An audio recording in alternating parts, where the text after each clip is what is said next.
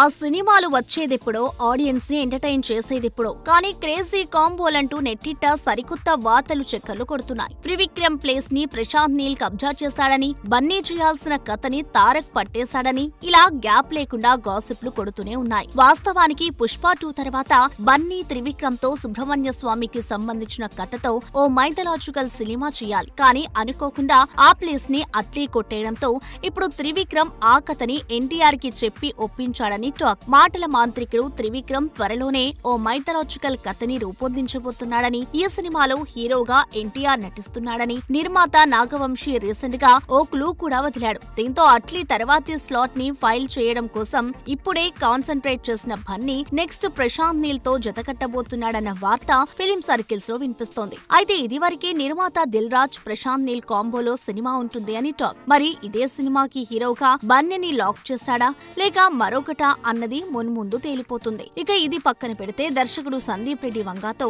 బన్నీ ఓ భారీ cinema చేయబోతున్నాడన్న talk కూడా వినిపిస్తోంది. చూడాలి మరి ఎవరితో ఎప్పుడు జతకడతారో.